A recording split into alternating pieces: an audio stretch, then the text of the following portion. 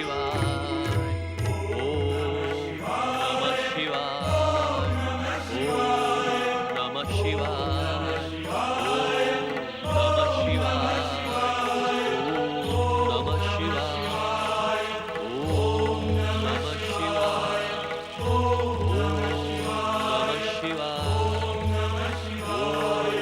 नमः शिवाय। ओम नमः शिवाय। ओम नमः शिवाय। ओम नमः शिवाय। ओम नमः शिवाय। ओम नमः शिवाय। ओम नमः शिवाय। ओम नमः शिवाय। ओम नमः शिवाय। स्वामी, ओम नमः शिवाय। स्वामी, आंखें खोलो स्वामी। इस दासी की दुर्दशा तो देखिए स्वामी। स्वामी,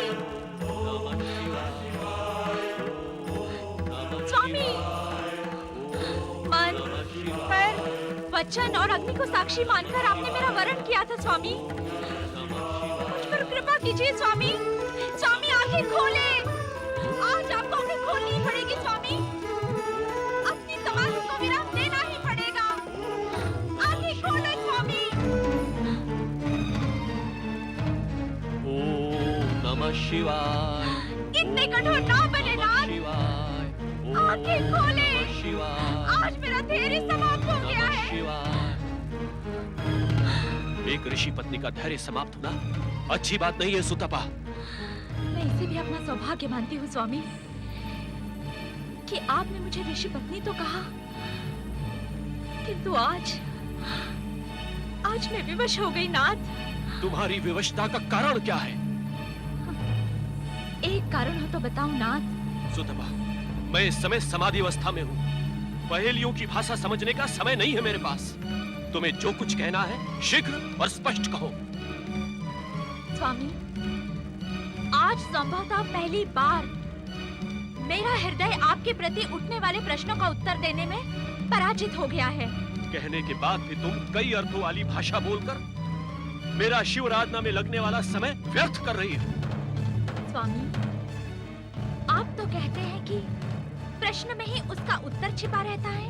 सुतपा, तुम प्रश्न नहीं पूछ रही हो, मेरा मन शिवाराधना से हटाने का प्रयास कर रही हो, और ये एक दंडनीय अपराध है।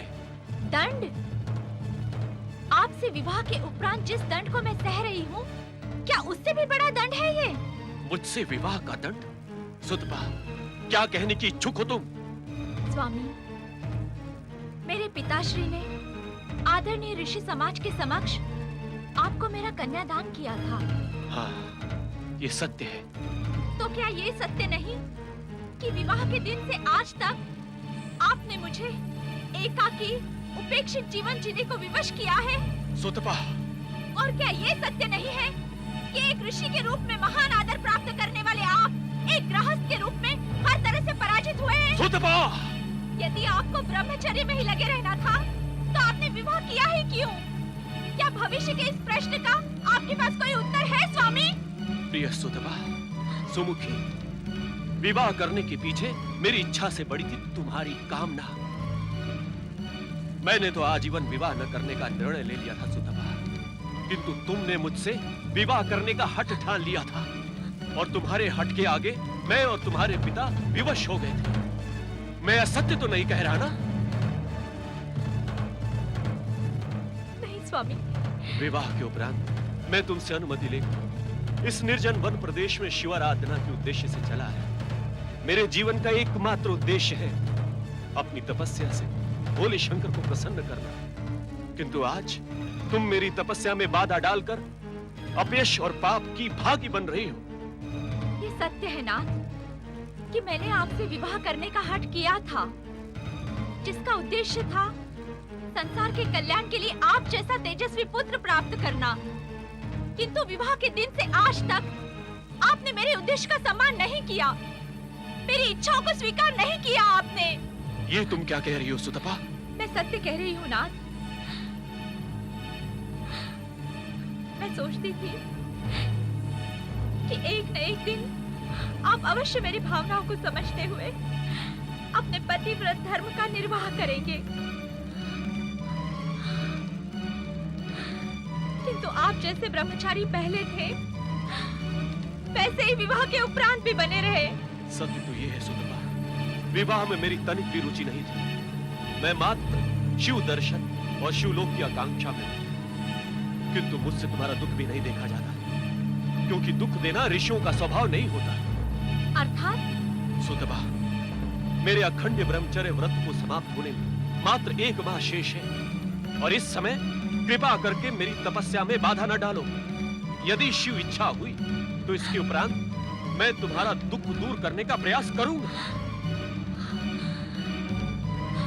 शिव इच्छा। ओम नमः शिवाय।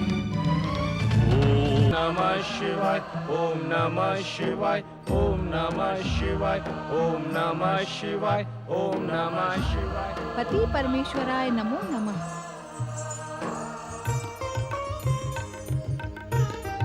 आज आप मुझे इस प्रकार एकटक क्यों देख रहे हैं स्वामी? देवी, हम देख रहे हैं कि आज तुम्हारा सुंदर मुख जगदम्बा के करुणापूर्ण आभा के स्थान पर पति के प्रति उमड़ते हुए प्रेम से दमक रहा है। क्या हम इसका कारण जान सकते हैं? आप तो अंतर्यामी हैं स्वामी, मेरे मन में उठने वाले हर भाव से परिचित हैं, फिर उसे मेरे शब्दों में सुनने की लालसा क्यों? देवी, आपके शब्द सुनने के आकर्षण और लालसा में मनुष्य लोक के प्राणी सारा जीवन काट देते हैं, किंतु आपके शब्दों को सुनने का सौभाग्य किसी अत्यंत प्रिय को ही प्राप्त होता है। आप मेरे मन के भाव को जानकर परिहास कर रहे हैं? परिहास नहीं देवी, ये सत्य है, तथा आपके मन में उठने वाले भाव के अनुकूल। अर्थात देवी, आज तुम्हारे मन में उस समय की स्मृतियां जागृत हो गई हैं, जो विवाह के पश्चात हमने एकांत में रहकर एक साथ व्यतीत किए। सच तो यह है देवी कि उन सुंदर स्मृतियों का स्मरण कर हम भी कभी-कभी अपने ध्यान से विचलित हो जाते हैं।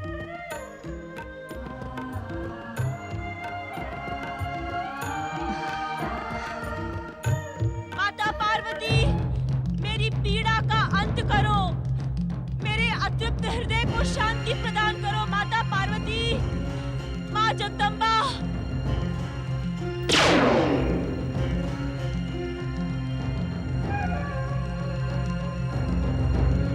ओम ऐं ह्रीं क्लीं शक्ति माताय नमः। ओम ऐं ह्रीं क्लीं शक्ति माताय नमः। ओम ऐं ह्रीं क्लीं शक्ति माताय नमः। सुतपा, माता, माता, माता, इस दीनहीन दुखी सुतपा के आह्वान पर आप आ गई माता। आप वास्तव में करुणा की मूर्ति है माता। कहो सुतपा, इस प्रकार आकुल व्याकुल होकर मुझे क्यों पुकार रही थी? माता, अपने भक्तों के मन की बात आपसे छुपी नहीं है। हे जगदम्बा, मेरी पुत्राकांक्षा पूर्ण करें।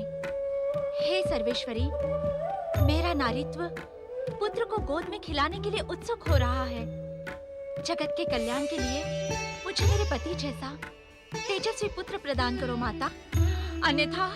अन्यथा क्या सुतपा? अन्यथा मैं स्वतः ही प्राणों का त्याग कर दूंगी माता। सुतपा, मेरी उपस्थिति हर अन्यथा को समाप्त कर देती है। माता, उद्विग्नता में मैं कठोर हो गई थी माता। क्षमा करो माता, जगदम्बा क्षमा करो। इस समय तुम्हें संयम की सबसे अधिक आवश्यकता है सुतपा। धैर्य रखो पुत्री। मृकंडु ऋषि की शिव आराधना पूर्ण होने तक तुम्हें प्रतीक्षा करनी ही होगी। प्रतीक्षा के क्षण काटना अब सुतपा के लिए असंभव है माता।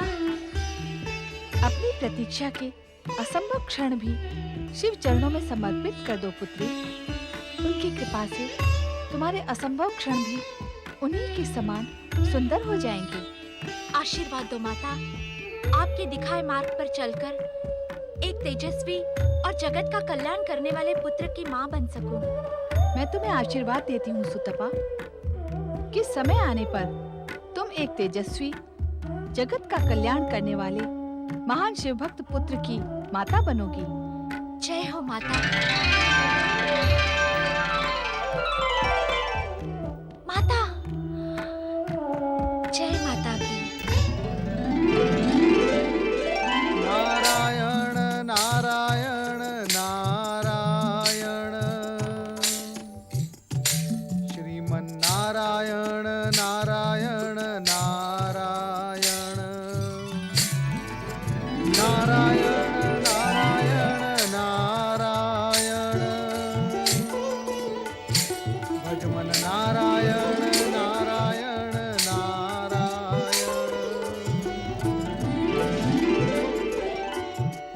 नारायण नारायण। माता पार्वती आज नितांत एकाकी गगन विहार कर रही हैं। लगता है कैलाश पर अवश्य कुछ अघटित घटित हुआ है जिसका ज्ञान स्वयं नारद को भी नहीं है। नारायण नारायण। माता, जब सौभाग्य से मैंने आपके ज्योति पुंज की झलक पा ही ली है तो कृपा कर मुझे अपने दर्शन का भी पुण्य प्रदान करें। प्रणाम माता। सदा जगत कल्याण में सफल रहो नारद। माता, यदि आप अन्यथा ना ले तो एक प्रश्न पूछूं?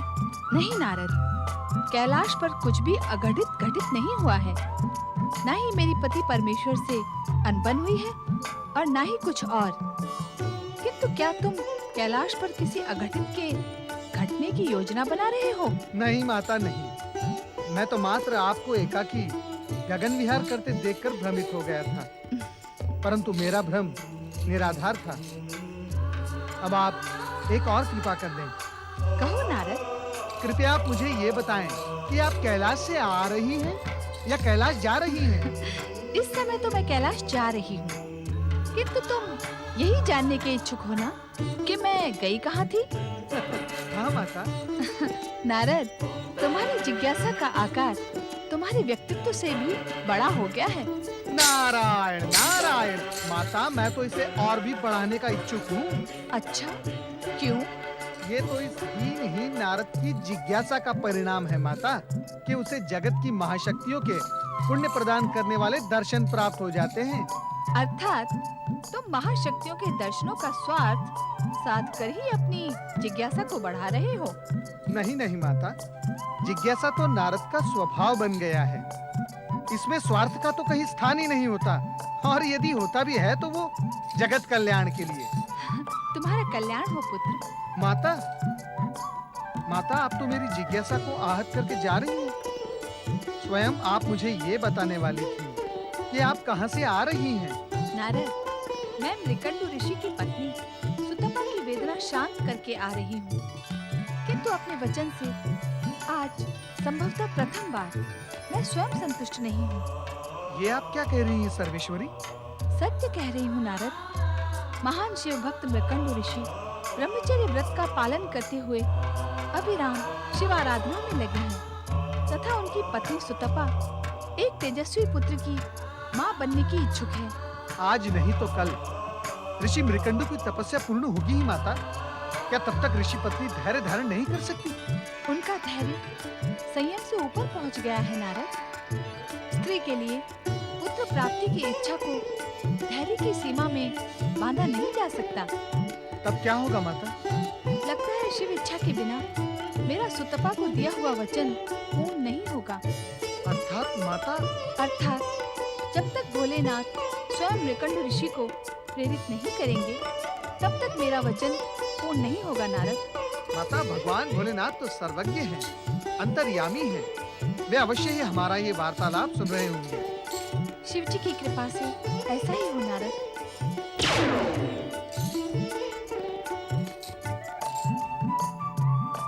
अब भगवान भोलेनाथ ऋषि मृकंडु को अवश्य ही प्रेरित करेंगे। ओम नमः शिवाय। ओम नमः शिवाय। ओम नमः शिवाय। ओम नमः शिवाय। ओम शिवाय ओम नमः शिवाय ओम नमः शिवाय ओम नमः शिवाय भक्त श्रेष्ठ निकुंडू, नमः शिवाय आंखें खोलो। ओम नमः शिवाय। भोलेनाथ, शिव शंकर, भोलेनाथ, जय शिव शंकर, जय शिव शंकर। भोलेनाथ, आप दया के सागर हैं। आपने मुझे दर्शन देकर मेरी तपस्या ही नहीं बल्कि मेरा जीवन सफल कर दिया है। भक्तवत्सल, मेरा तन मन आपका कृतज्ञ है। भक्त श्रेष्ठ, आपकी अनवरत तपस्या तथा अखंड व्रत के फल स्वरूप समय आने पर आप दोनों पति पत्नी को शिवलोक प्राप्त होगा। किंतु किंतु किंतु क्या भोलेनाथ? इस समय आपको अपनी तपस्या स्थगित करके अपनी पत्नी सूतपा की प्रार्थना स्वीकार करनी होगी।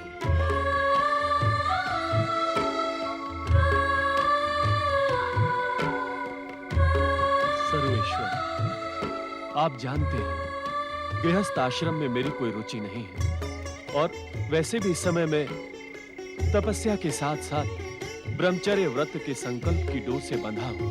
भक्त मृकुंडू, ऐसा लगता है कि आप भक्ति की डोर से अधिक हठ योग की डोर से बंधे हैं।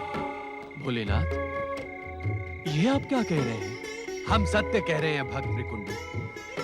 हठ योग का स्वभाव ऐसा ही होता है। वो अपने निश्चय पूर्ति के मार्ग पर किसी भी प्रकार की चिंता नहीं करता। किंतु हठ योग आप जैसे ऋषि मुनियों पर नहीं, नन्हे नन्हे बालकों पर अच्छा लगता है।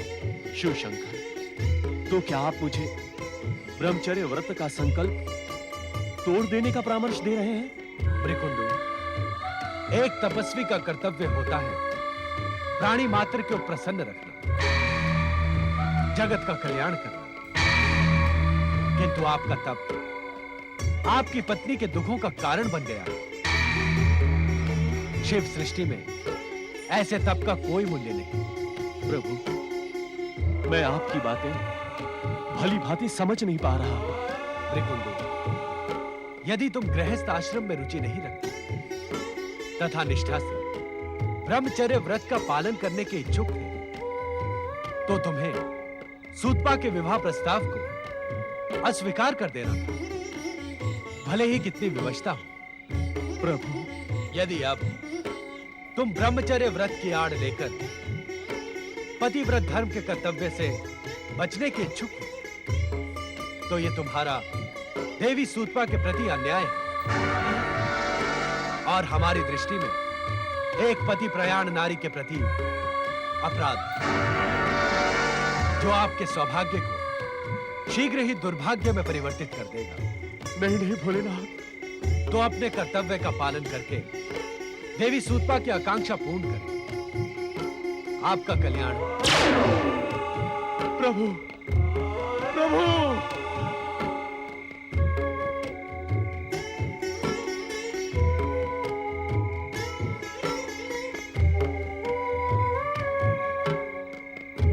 नारायण नारायण नारायण। प्रणाम परमपिता। प्रणाम माता। नारद, इस समय तुम जो प्रश्न लेकर आए हो, हम उसी पर चिंतन कर रहे हैं। ये तो मैं जानता ही था परमपिता कि आप उसी विषय पर चिंतन कर रहे थे, अन्यथा आप इतनी सहजता से अपनी समाधि पर विराम कैसे लगाते? परमपिता, क्या माता पार्वती का वचन पूर्ण हो गया? नारद, देवी पार्वती शक्ति स्वरूपा है। उनके श्रीमुख से निकला हुआ हर शब्द वचन होता है। उसके पूर्ण न होने का तो प्रश्न ही नहीं उठता। तो क्या ऋषि मृकंडू अपना संकल्प तोड़ देंगे? शिवाज्ञा को मृकंडू जैसा शिव भक्त अनदेखा नहीं कर सकता। किंतु क्या परमपिता? किंतु गृहस्थाश्रम के प्रति मृकंडू की अनिच्छा और देवी सूतपा के अनुताप के परिणाम स्वरूप जो पुत्र इस दंपति को प्राप्त होगा वो अल्पायु होगा। अल्पायु? हाँ देवी, उस बालक की आयु मात्र 5 वर्ष और 6 दिन की होगी। अल्पायु पुत्र पाकर उन दोनों का संताप और भी बढ़ जाएगा स्वामी।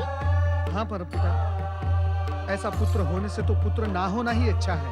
नारद, मृत्युलोक में जन्म लेने वाला हर प्राणी अपने पूर्व जन्म के कर्मों से बंधा रहता है, और इस बालक के जन्म में तो विकंडू और सुतपा की वर्तमान परिस्थितियां और समस्याएं भी जुड़ गई हैं। परमपिता, ऋषि मृकंडू भगवान भोलेनाथ के परम भक्त हैं। नियंता के उन पर ऐसे तीखे प्रहार नारद स्वीकार नहीं कर पा रहा है। नारद, हम सब नियंता की नियति में बंधे हैं। परमपिता, क्या मैं उस दंपति की कुछ सहायता कर सकता हूँ, यदि आप आज्ञा दें? अवश्य नारद, परंतु ये एक सावधानीपूर्ण कार्य है। क्या तुम इसे संपन्न कर सकोगे?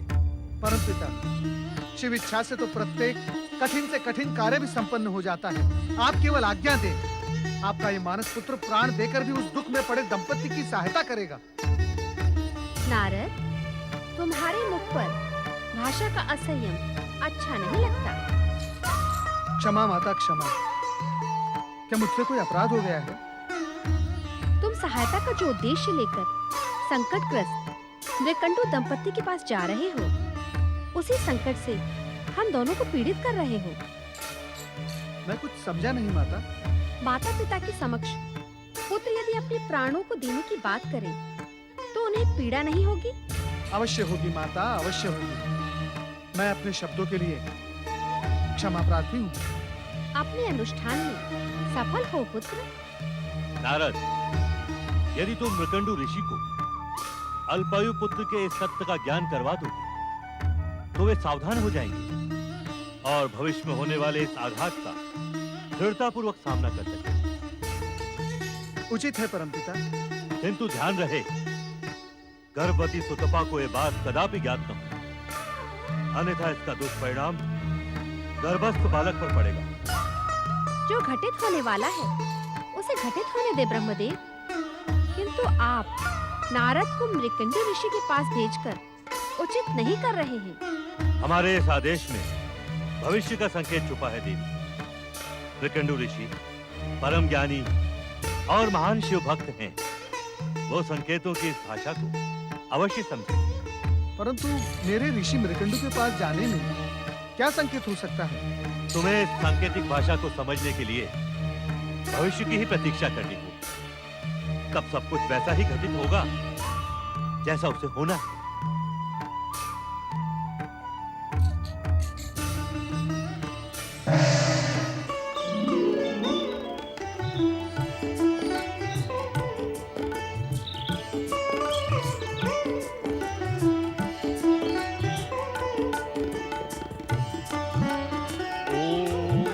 शिवाय, ओम नमः शिवाय, ओम नमः शिवाय, ओम नमः शिवाय, ओम नमः शिवाय, ओम नारायण नारायण।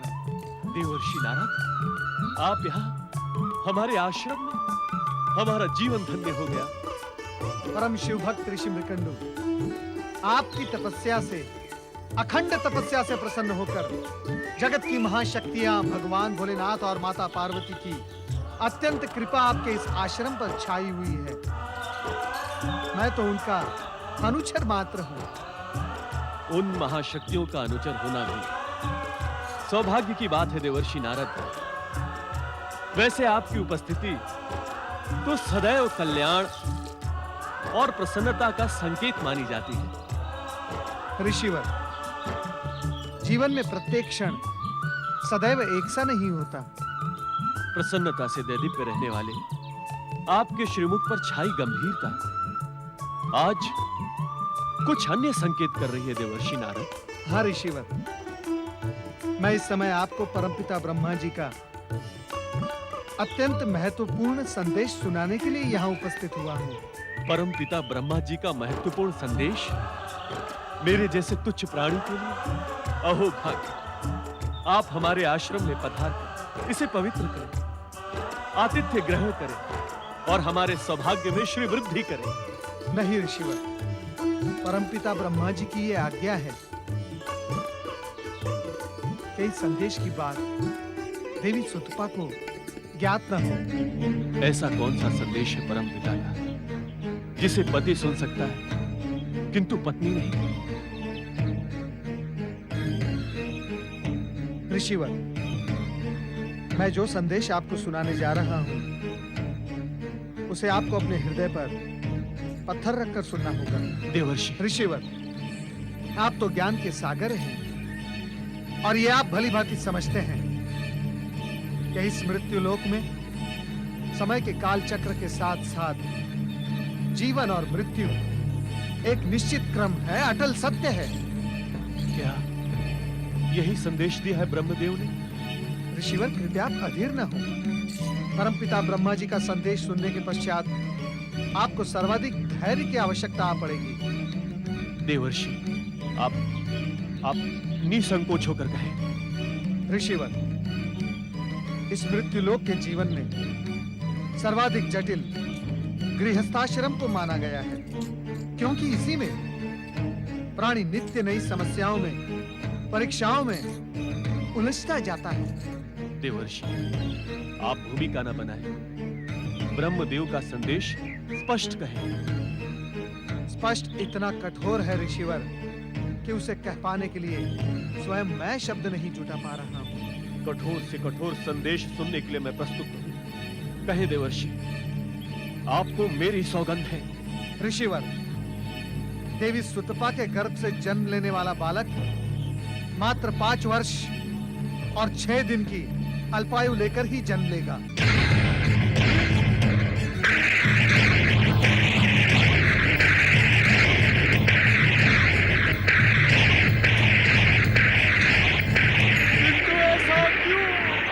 ऐसा क्यों? हमने ऐसा कौन सा पाप किया है जो हमें अल्पायु पुत्र प्राप्त होगा? ये विधाता का मेरे साथ अन्याय है, अन्याय, अन्याय, अन्याय।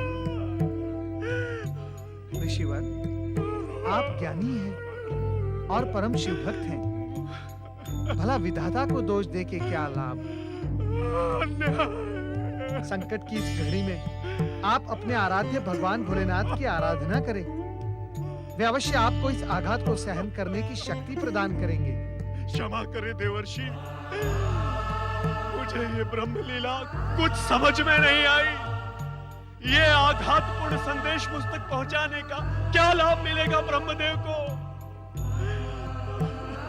इस संदेश से पुत्र जन्म का सारा उत्साह समाप्त हो गया, समाप्त हो गया। लगता है सुतपा के भाग्य में दुख के अतिरिक्त कुछ भी नहीं है। वो इस वज्रघात को कैसे सह पाएगी, कैसे सह पाएगी? ऋषिवर, इस बात का स्मरण रहे कि इस संदेश का ज्ञान देवी सुतपा को किसी भी मूल्य पर नहीं होना चाहिए, अन्यथा गर्भस्थ शिशु पर विपरीत प्रभाव पड़ सकता है। आपने मेरे पहले प्रश्न का उत्तर नहीं दिया। ऐसा आघातपूर्ण संदेश देने के पीछे ब्रह्मदेव का क्या उद्देश्य है? ऋषिवर, आप स्वयं कहा करते हैं कि प्रश्न के मध्य ही उत्तर छिपा रहता है। परमपिता ब्रह्मा जी के संदेश में छिपा गूढ़तम संकेत संभवतः आपको अपने प्रश्न में मिल जाए, आपका कल्याण हो।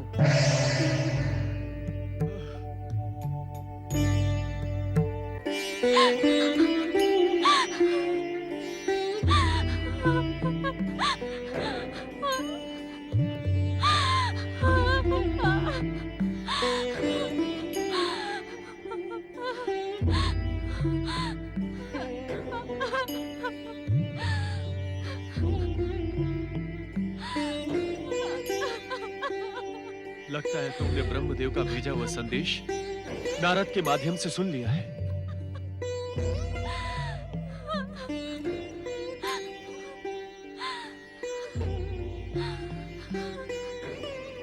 नहीं सुमुखी, नहीं। ये समय रोकर व्यर्थ व्यतीत करने का नहीं है, अपितु रो नहीं तो और क्या करूं स्वामी?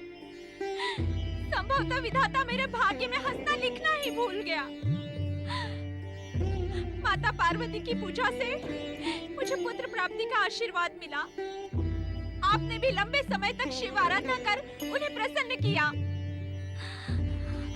क्या प्रसन्नता का परिणाम ये अल्पायु पुत्र है?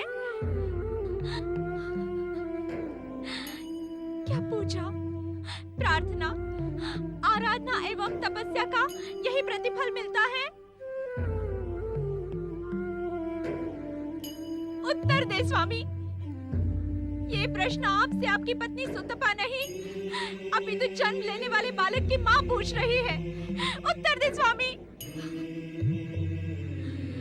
यदि अब भी आपने उत्तर नहीं दिया, तो भविष्य में कोई माँ, कोई पिता पुत्र प्राप्ति के लिए प्रार्थना नहीं करेगा। अपितु विधाता के इस घोर अन्याय पर उंगली उठाकर प्रश्न पूछेगा, नियंता पर आरोप लगाएगा। सुतपा, नियंता के नियमों से हम सब बंधे हैं, किंतु प्रश्न उठाने से अथवा नियंता पर आरोप लगाकर दुर्भाग्य के सिवा हमें कुछ नहीं मिलेगा। मुझे अपने पुत्र की आयु के समक्ष किसी भी दुर्भाग्य का भय नहीं है स्वामी, और जिसका दुर्भाग्य होगा वो दुर्भाग्य से भय करेगा।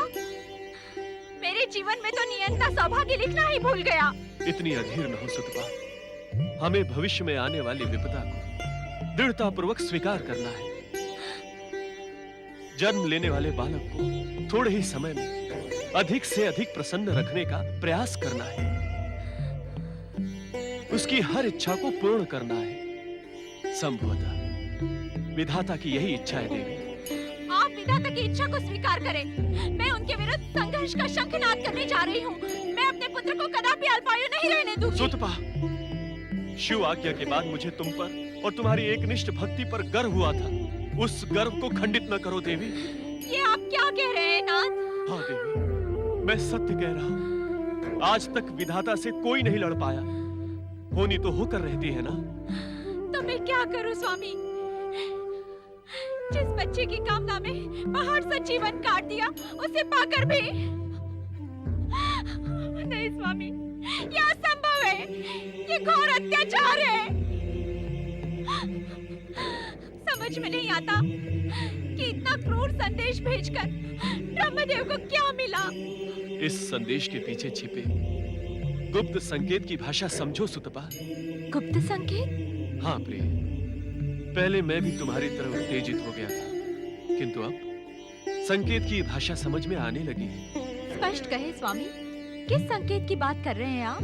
सुतपा, माता पार्वती ने स्वयं तुम्हें एक महान शिव भक्त पुत्र का आशीर्वाद दिया। स्वयं भोलेनाथ ने मुझे दर्शन देकर गृहस्थ आश्रम की प्रेरणा दी। और इससे भी महत्वपूर्ण बात यह है कि ब्रह्मदेव ने जो संदेश मात्र मेरे लिए भेजा था, तुम्हारे कानों तक पहुंच गया।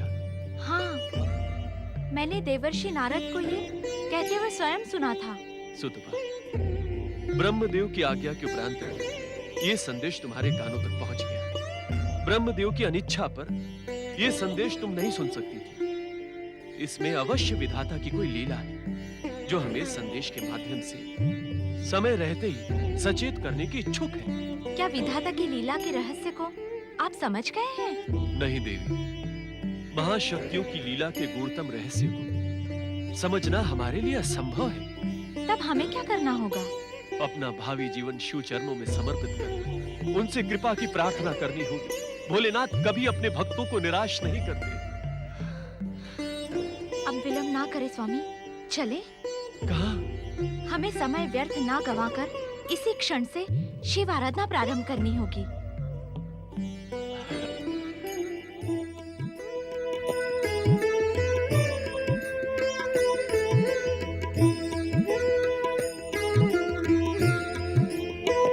ऋषि मृकंडु एवं देवी सुतपा की आपके प्रति की हुई भक्ति का कितना सुंदर प्रतिफल है स्वामी।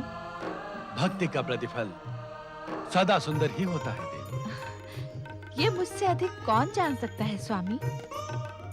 आपके प्रति एकनिष्ठ भक्ति से ये साधारण सी पर्वत पुत्री शिव प्रिया शिवा बन गई। शिवा, भक्त का स्थान तो भगवान से भी ऊंचा होता है। भक्तों को आपसे अधिक सम्मान और कौन दे सकता है स्वामी।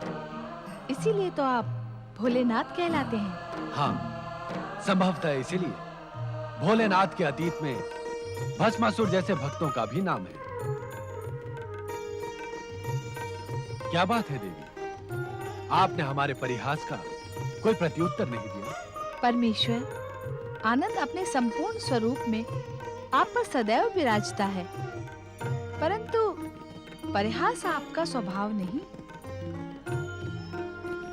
ऐसा लगता है आपका ये परिहास भविष्य के किसी गूढ़ विषय की ओर संकेत है। देवी, भस्मासुर का नाम सुनते ही आप बहुत सशंकित हो जाती हैं। नहीं स्वामी, ये संशय भस्मासुर के उल्लेख से उत्पन्न नहीं हुआ है।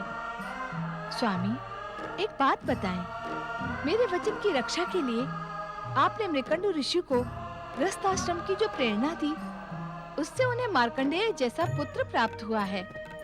ये मार्कंडेय आगे चलकर देवी, मार्कंडेय अभी मात्र 5 वर्ष का है। उसके माता पिता उसकी बाल लीलाओं को देख देख कर निहाल हो रहे हैं। अभी उसके भविष्य की चर्चा का क्या उद्देश्य? भोलेनाथ, मैं इस समय उसी उद्देश्य को लेकर यहाँ उपस्थित हुआ हूँ।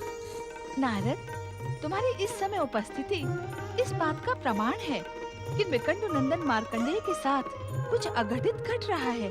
हाँ माता, हंसता खेलता, फूलों सा कोमल, गंगा से भी पवित्र सुकुमार मार्कंडेय नियंता के नियति पाश में उलझकर मुरझा जाएगा। नारद, इस विषय पर इतनी दीर्घ चर्चा की क्या आवश्यकता है? वो बालक जो कुछ भी अपने भाग्य में लिखा कर लाया है, वो तो उसे भोगना ही पड़ेगा। मृत्युलोक में जन्म लेने वाले हर प्राणी के लिए ये अटल नियम है। इसलिए ये व्यर्थ की चिंता छोड़ो, कोई अन्य समाचार सुनो। स्वामी, नारद क्या कहने के इच्छुक हैं? ये तो सुन ले। नहीं माता, नहीं। संभवतः भगवान भोलेनाथ उचित कह रहे हैं। जिन बातों का उद्देश्य निर्धारित हो गया हो, उन पर व्यर्थ चर्चा करके क्या लाभ? अब आप मुझे आज्ञा दें।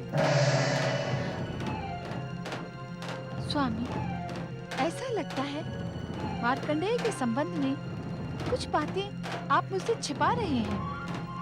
आप तो हर विषय में मुझसे चर्चा करके मुझे सुख प्रदान करते हैं, किंतु आपका संदेह अनुचित नहीं है, किंतु ये संदेह प्रेम के मार्ग को अवरुद्ध करता है। स्वामी, हाँ देवी, मार्कंडेय के विषय में चर्चा की आज्ञा न देने का एकमात्र कारण यही है कि नियंता ने उसकी नियति निर्धारित कर दी है, जिस पर उद्विग्न होने की आवश्यकता नहीं है।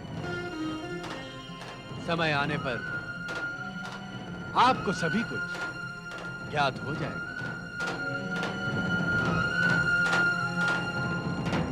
जय शिव जी। शिव जी का नाम सुनकर मेरा मन प्रसन्न क्यों होने लगता है पिताजी? पुत्र मार्कंडेय, शिव का अर्थ है मंगल। वो सदा मंगलकारी है और इस जगत का आधार भी शिव जी है। शिव जी? हाँ पुत्र, ये संसार इन्हीं की कृपा और इच्छा से संचालित है। मुझे शिव जी के विषय में अवश्य बताइए पिताजी। मुझे उनका प्रसंग सुनना बहुत अच्छा लगता है। पुत्र, शिवाराधना करके प्राणी घोर संकट से भी बच जाता है। अपने भक्तों की रक्षा का दायित्व शिव सदा अपने ऊपर ले लेते हैं। और शिव का स्वरूप कैसा है पिताजी? शिव जी का स्वरूप अद्भुत, अनुपम, सुंदर और सबसे निराला है। शिव जी जटा जूटधारी, शीश पर चंद्र, गले में सर्प धारण कर सदा बागंबर पहनते हैं। उनकी विशाल भुजा में त्रिशूल है और उनके मुख पर अपार तेज है। तेज? यज्ञ कुंड की अग्नि के समान? नहीं पुत्र, सहस्त्रों सूर्य मिलकर जो तेज प्रकट कर सके, वैसा ही तेज भगवान शिव के मुख पर सदैव विद्यमान रहता है। पिताजी, यदि मैं शिव आराधना करूंगा तो क्या वो मुझसे भी प्रसन्न होंगे? पुत्र, शिव जी दया के सागर है, कृपा निधान है एवं भक्त वत्सल है। शिवाराधना करने वालों से सदैव प्रसन्न रहते हैं। उन्हें भक्ति में नियमों से नहीं, अपितु समर्पण से प्रेम है। इसीलिए संसार उन्हें भोलेनाथ कहता है। पिताजी, मैं शिव आराधना कर उन्हें प्रसन्न करूंगा। आप मुझे आज्ञा दीजिए। शिव आराधना में आज्ञा की क्या आवश्यकता है पुत्र मार्कंडे? ये तो जन्म लेने वाले हर जीव का अधिकार एवं निर्धारित कर्तव्य है। मैं शिव आराधना किस प्रकार करूं पिताजी? ओम नमः शिवाय के पंचाक्षरी मंत्र का निरंतर जाप करने से भोलेनाथ शीघ्र प्रसन्न हो जाते हैं। ओम नमः शिवाय। ओम नमः शिवाय। ओम नमः शिवाय। ओम नमः शिवाय। ओम नमः शिवाय। ओम नमः शिवाय। ओम नमः शिवाय। ओम नमः शिवाय। ओम नमः शिवाय। ओम नमः शिवाय। ओम नमः शिवाय। ओम नमः शिवाय।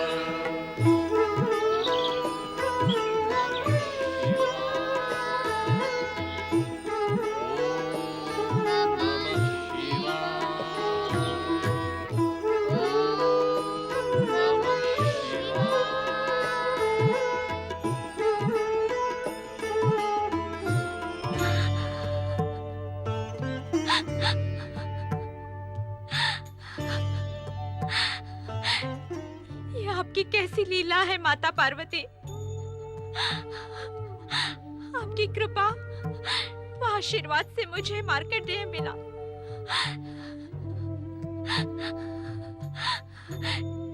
किंतु ब्रह्मा जी की भविष्यवाणी के अनुसार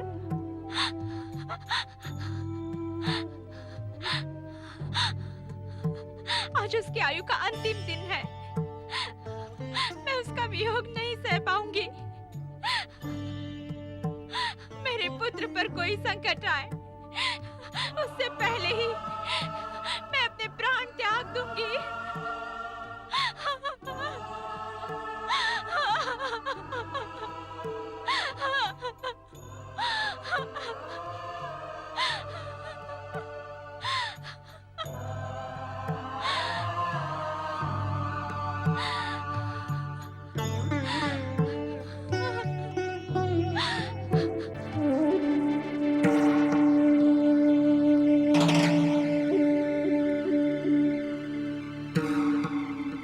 ओम नमः शिवाय। ओम नमः शिवाय। ओम नमः शिवाय। ओम नमः शिवाय। ओम नमः शिवाय। ओम नमः शिवाय। ओम नमः शिवाय। ओम नमः शिवाय। ओम नमः शिवाय। ओम नमः शिवाय। पुत्र मार्कंडे, इतनी रात को कहाँ जा रहे हो? ओम नमः शिवाय। ओम नमः शिवाय। ओम नमः शिवाय। ओम नमः शिवाय। ओम नमः शिवाय। पुत्र मार्कंडे, शिवाय। क्या तुम्हें इस भयानक वन प्रदेश के हिंसक पशुओं का तनिक भी भय नहीं लगता? ओम नमः शिवाय। ओम नमः शिवाय। ओम नमः शिवाय। वत्स, ओम नमः शिवाय। वत्स, क्या तुम्हें अपनी अल्पायु के विषय में कुछ पता है? क्या इसी भय से तुम अपने माता पिता और आश्रम को त्याग कर जा रहे हो? आप कौन है तात?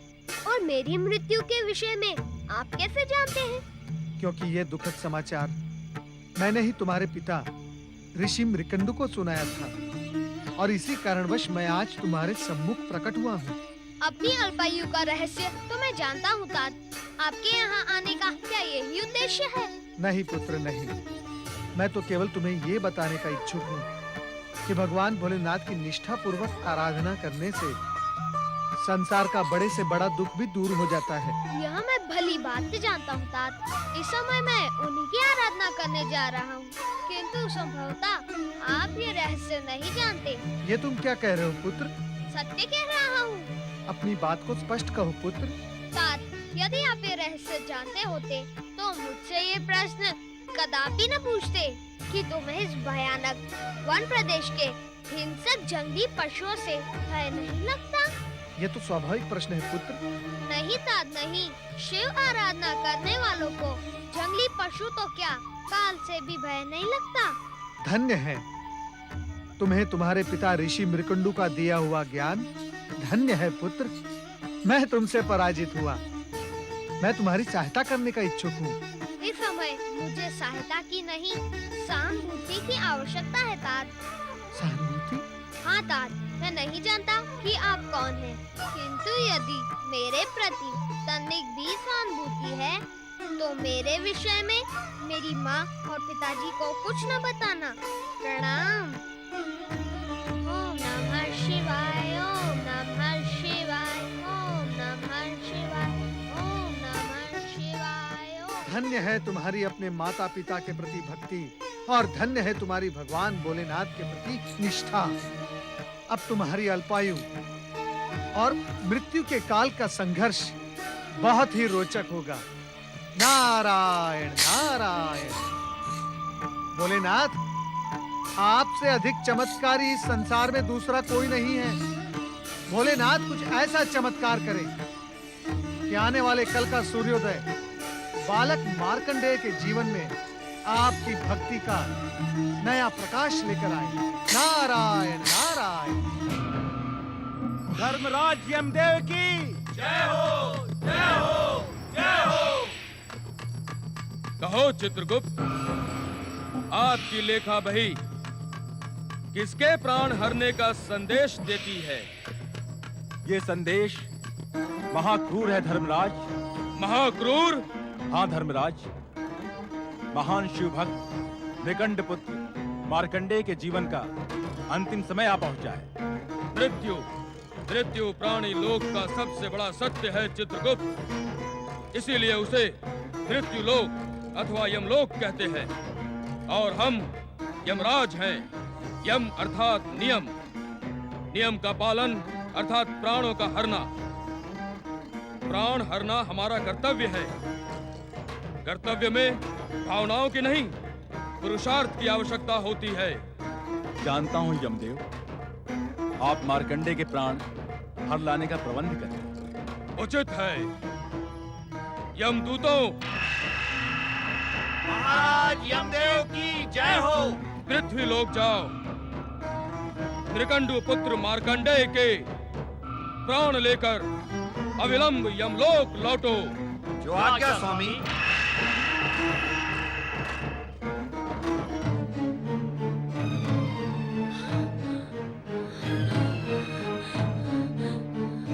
मार्कंडेय कहाँ चला गया? मार्कंडेय, स्वामी उठिए स्वामी। मार्कंडेय कहीं चला गया, उसे ढूंढ कर लाइए स्वामी, अन्यथा मैं रो रो कर इसी समय अपने प्राण त्याग दूंगी। उसे ढूंढ कर लाइए स्वामी। हे शिव शंकर, भोलेनाथ दया करे। भोलेनाथ, शिव शंकर, भोलेनाथ, शिव शंकर। पुत्र मार्कंडेय, कहाँ हो तुम? हे शिव शंकर, मेरा प्रिय पुत्र मार्कंडेय कहाँ गया? पुत्र मार्कंडेय।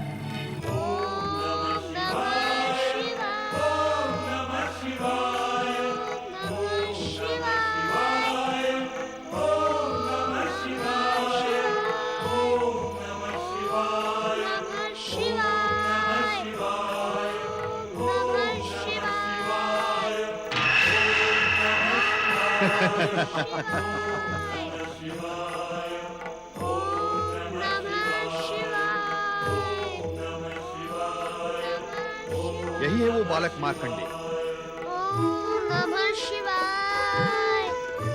इसकी आयु पूरी हुई, चलो इसके प्राण हरते हैं। किंतु ये तो निष्ठापूर्वक शिव आराधना कर रहा है। ओम नमः शिवाय। शिव आराधना हमें हमारे कर्म से विमुख नहीं कर सकती है मित्र। उस पर मृत्यु पाश फेंको।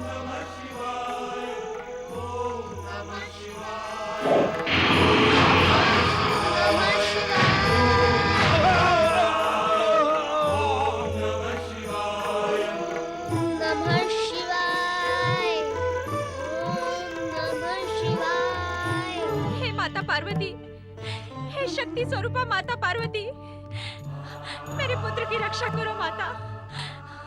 मेरे पुत्र की रक्षा करो। आपके आशीर्वाद से जन्मे मेरे पुत्र मार्कंडेय का जीवन संकट में है माता। उसकी रक्षा करो माता। मेरे पुत्र की रक्षा करो। मेरे पुत्र का कल्याण करो मातेश्वरी। हे जगदम्बा, अपने आशीर्वाद की रक्षा करो माता। हे माता पार्वती, हे शक्ति स्वरूपा माता पार्वती, मेरे पुत्र की रक्षा करो माता। करुणा की मूर्ति माता पार्वती, हे जगदम्बा, मेरे पुत्र की रक्षा करो।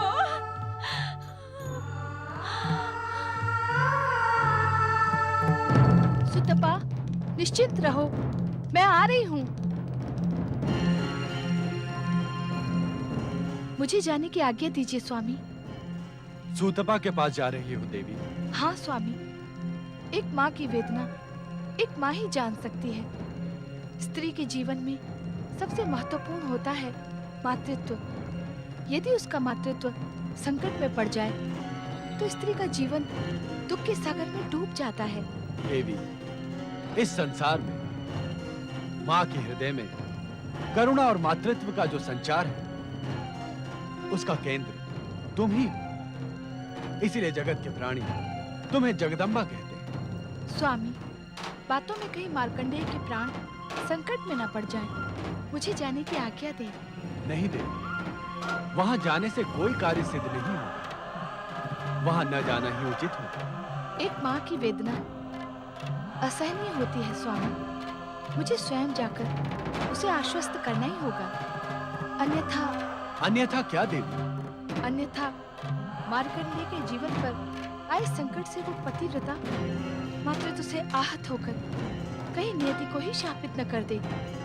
ऐसा कुछ नहीं होगा देवी। घटेगा वही जो विधान है। इस स्थिति में मैं क्या करूं भोलेनाथ? सुतपा की व्यथा से मैं स्वयं बहुत चिंतित हूँ। मृकंडू दंपति तथा मार्कंडेय की चिंता हम पर छोड़ दो।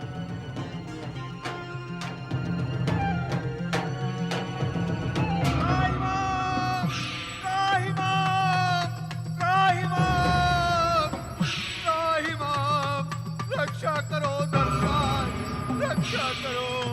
क्या बात है यमदूत, तुम तो मार्कंडेय के प्राण हरने गए थे। उस चमत्कारी मायावी मार्कंडेय के नाम से ही मुझे भय लगने लगा है स्वामी। बकवाद ना करो और अपनी बात स्पष्ट कहो। स्वामी, जो ही हमारे सहयोगी मित्र ने उस मायावी मार्कंडेय पर यमपाश फेंका तो उसके सामने के शिवलिंग से भयानक ज्वालाएं निकली। यमपाश ने पलटकर हम पर ही प्रहार किया। मेरा मित्र यमदूत अभी भी वहां अचेत पड़ा है। मुझे विश्वास नहीं होता कि तुम सत्य कह रहे हो। आज तक ऐसा कभी नहीं हुआ कि यमदूत प्राण लिए बिना लौटे हों। ये अक्षर से सत्य है स्वामी। शांत रहो। तुम्हारी पराजय ने यमलोक की परंपरा को कलंकित किया है, जिससे हम अधिक चिंतित हैं। अब हम स्वयं मायावी मार्कंडेय के प्राण हरने जाएंगे। स्वामी आप? हाँ, हम। यदि सृष्टि के नियमों से खिलवाड़ किया गया तो तीनों लोकों में अराजकता फैल जाएगी। प्राणी के मृत्यु में एक क्षण का विलंब भी सृष्टि की व्यवस्था को अस्त व्यस्त कर देगा। पाश, हम स्वयं जाएंगे। चित्रगुप्त जी, मुझे विश्वास नहीं होता कि स्वयं यमदेव भी उस मायावी चमत्कारी मार्कंडेय के प्राण हर पाएंगे। दूत, मृत्यु से आज तक मृत्युलोक में जन्म लेने वाला कोई भी बच नहीं पाया है। होगा वही जो नियंता की इच्छा होगी। नारायण नारायण। परमपिता, अपने पुत्र नारद का प्रणाम स्वीकार करें। कहो नारद, क्या समाचार लेकर आए? समाचार नहीं परमपिता, मैं आज प्रार्थना लेकर आया हूँ। प्रार्थना? अवश्य कहो मेरे मानस पुत्र। परमपिता, निर्दोष बालक मार्कंडेय की अल्पायु के अभिशाप का अंत करके कृपया आप उसे दीर्घ आयु का आशीर्वाद प्रदान करें। नहीं नारद, नहीं। मैं स्वयं ऐसा नहीं कर सकता। क्यों? क्यों परमपिता, क्यों? उस निर्दोष निष्पाप बालक पर इतना क्रूर अत्याचार क्यों परमपिता? यह अत्याचार नहीं है। है परमपिता, है। वो बालक मेधावी, परम ज्ञानी, तेजस्वी है। उसे मिलने के पश्चात मुझे उसमें जगत कल्याण की अपूर्व ज्योति के दर्शन हुए परमपिता। इन सब के उपरांत भी वो नियंता की नियति और विधाता के विधान से अछूता नहीं है। किंतु परमपिता, जगत कल्याण को साक्षी मानकर नियंता की नीति और विधाता का विधान परिवर्तित भी तो हो सकता है ना? नहीं नारद, नहीं। नियंता स्वयं यदि अपने नियमों में परिवर्तन करने लगे तो इस सृष्टि में अनर्थ हो जाएगा। किंतु परमपिता, जगत कल्याण भी तो। नारद, जगत कल्याण से भी महत्वपूर्ण है नियति और विधान, क्योंकि विधान के संकट में पड़ने से ये जगत ही संकट में पड़ जाएगा। किंतु परमपिता।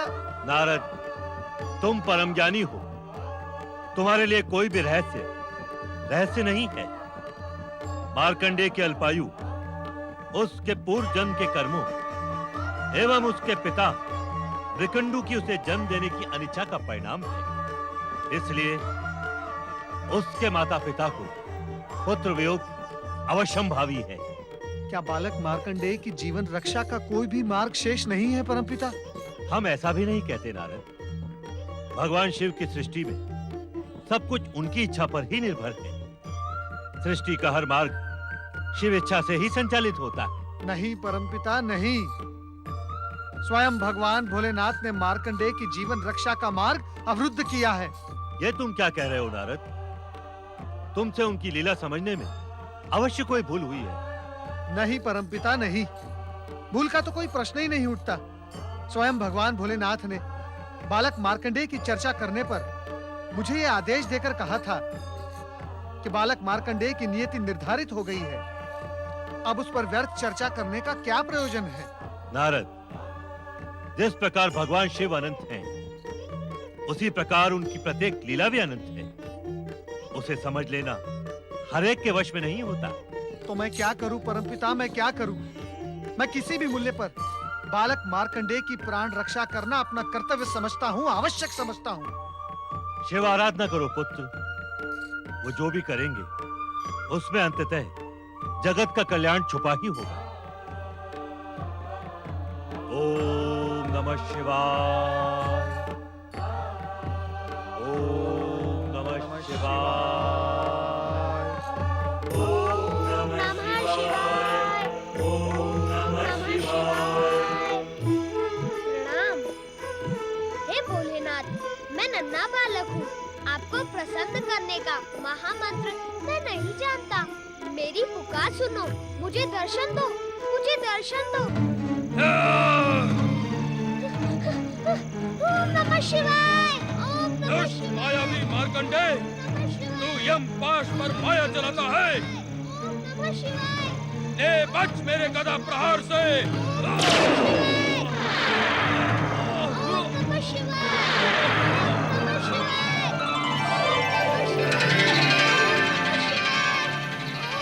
यमराज! प्रभु भोलेनाथ! निष्ठा पूर्वक शिव आराधना करने वाले बालक मार्कंडेय पर प्रहार करने का तुम्हारा साहस कैसे हुआ? इस बालक ने शिवलिंग को हृदय से लगाकर हमारी शरण ली थी। शरणागत की रक्षा करना हमारा कर्तव्य है। क्या तुम इस सत्य को नहीं जानते कि तुम मात्र काल हो, किंतु हम महाकाल हैं, महाकाल हैं, महाकाल हैं, महाकाल हैं, महाकाल हैं।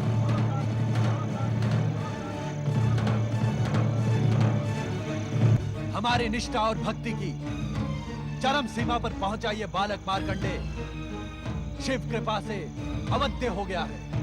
हे शिव शंकर, हे महाकाल, हे भोलेनाथ, मैं तो मृत्यु के अटल नियम का पालन कर रहा था। विधाता के विधानानुसार इस बालक की आयु समाप्त हुई। यदि मैं नियंता द्वारा निर्धारित समय पर आकर प्राण न हरता तो आप हमें कर्म विमुख होने का दंड ना देते। अवश्य देते, किंतु शिवलिंग से निकली ज्वालाओं से आहत यमदूत तथा स्वयं तुम्हारे यमपाश के टूटने पर तुम्हें बालक मार्कंडे की परम भक्ति से उत्पन्न परम शक्ति का ज्ञान क्यों नहीं हुआ? तुम तो कर्मों के आधार पर जन्म और मृत्यु को संचालित करने वाले परम ज्ञानी हो। क्या इस सत्य को नहीं जानते कि इस सृष्टि की रचना हमारी लीला मात्र है? नित्य शिव भक्ति करने वाले का सार्वभौम कल्याण इस सृष्टि और हमारा अटल नियम है। जानता हूँ परमेश्वर, जानता हूँ। तब तो तुम ये भी जानते होगे कि जो जीवात्मा अपना जीवन मुझ में समर्पित कर देता है वो मेरे आनंद को बढ़ाने वाला एवं मुझे प्रिय होता है। क्या ये सब नीति ज्ञान हमें पुनः दोहराना होगा यमराज? नहीं भोलेनाथ, नहीं। अपने इस दास पर कृपा करें और आज्ञा दें कि अब मुझे क्या करना उचित होगा।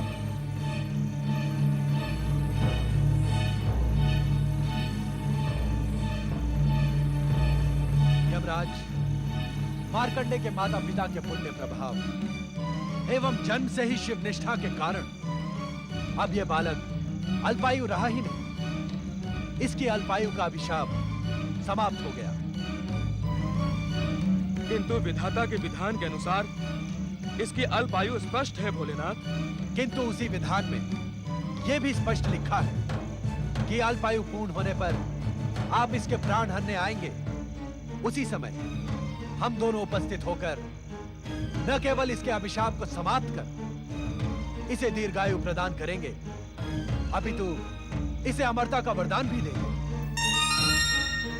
किंतु चित्रगुप्त के आलेख में आपके मृत्यु लेखाकार चित्रगुप्त ने मार्कंडे के अल्पायु होने का विवरण तो अपने पृष्ठों में लिख दिया, किंतु हम दोनों के आगमन की बात लिखना वो भूल गया। ये भूल अक्षम्य अपराध है यमदेव। अब मेरे लिए क्या आज्ञा है स्वामी? अब आप यमलोक लौट जाएं तथा वहां की व्यवस्था नियंत्रित करें। आपके आलेखों में त्रुटि सृष्टि के अनर्थ का कारण बन सकती है। हमें विश्वास है कि भविष्य में कभी आप कर्म विमुख नहीं होंगे। इस उद्दंडता के लिए मुझे क्षमा करें भोलेनाथ। भविष्य में ऐसा कभी नहीं होगा। प्रणाम भोलेनाथ, प्रणाम माता पार्वती, प्रणाम परम शिव भक्त मार्कंडे।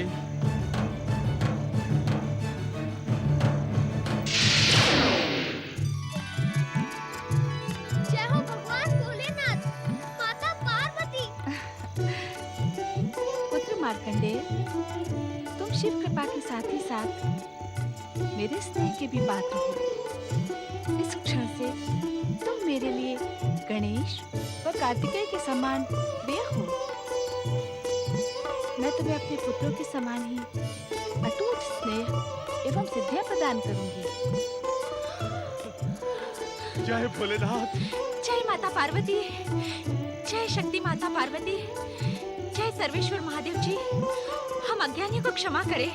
हमने आपकी कृपा पर संदेह किया और मार्कंडेय के अल्पायु के भय से अपनी भक्ति को पूर्ण रूप से आपके श्री चरणों में समर्पित नहीं किया। कृपा निधान, आपकी कृपा अपरंपार है। आप तो दया के सागर हैं। आपकी भक्ति असंभव को भी संभव बनाने में सक्षम है। जो एक बार निष्ठा पूर्वक आपके श्री चरणों में समर्पित हो जाता है, उसे संसार की समस्त चिंताएं आप पर ही छोड़ देनी होती है। परंतु हमने ऐसा नहीं किया भोलेनाथ। हमें क्षमा करे भोलेनाथ, हमें क्षमा करे। पुत्र के लिए चिंता करना माता पिता का स्वाभाविक कर्तव्य है, किंतु हमारे यहाँ प्रकट होने का कारण आपकी चिंता दूर करना नहीं, अपितु मार्कंडे की अविचल शिव भक्ति है। मार्कंडे का नाम शिव भक्तों में उसकी अमरता के समान ही अमर हो गया है।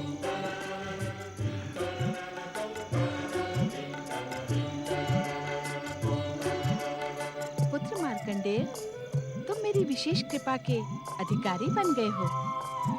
माता, आपके चरणों में एक विनम्र निवेदन प्रस्तुत करने का इच्छुक हूँ माता। अवश्य पुत्र। माता, दुष्ट दैत्यों का अंत करने वाली आपके शक्ति स्वरूप की कथा मुझे बहुत प्रिय है माता। शांत क्यों हो गए मार्कंडे? अपनी इच्छा निसंकोच कहो। यदि आप दोनों का आशीर्वाद हो तो मैं माता की दया, माया और शक्ति स्वरूप का वर्णन एक ग्रंथ के रूप में लोक कल्याण के उद्देश्य से करने का इच्छुक हूँ। तुम्हारी कल्पना एवं इच्छा अत्यंत सुंदर है पुत्र मार्कंडे। इसे साकार करने के लिए हम तुम्हें आशीर्वाद देते हैं कि तुम्हारे द्वारा रचित ग्रंथ न केवल मार्कंडे पुराण के रूप में जगत विख्यात होगा, अपितु आने वाले भविष्य में शक्ति स्वरूपा दुर्गा के भक्तों की भक्ति एवं प्रेरणा का स्रोत बनेगा।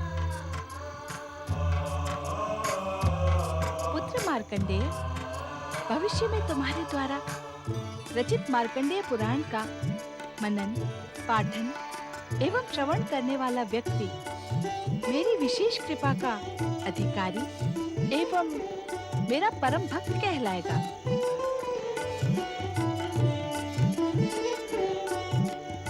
इतना ही नहीं पुत्र, मार्कंडे पुराण का प्रत्येक श्लोक पापी से पापी व्यक्ति को पाप मुक्त कराने वाला, शिव कृपा एवं कैलाश लोक प्राप्त कराने में सक्षम होगा। हाँ भोलेनाथ, माता पार्वती, आप दोनों के आशीर्वाद को आदेश समझकर मैं इसका पालन करूंगा। तुम अपने प्रत्येक अनुष्ठान में सफल हो पुत्र। भगवान भोलेनाथ एवं माता पार्वती की जय।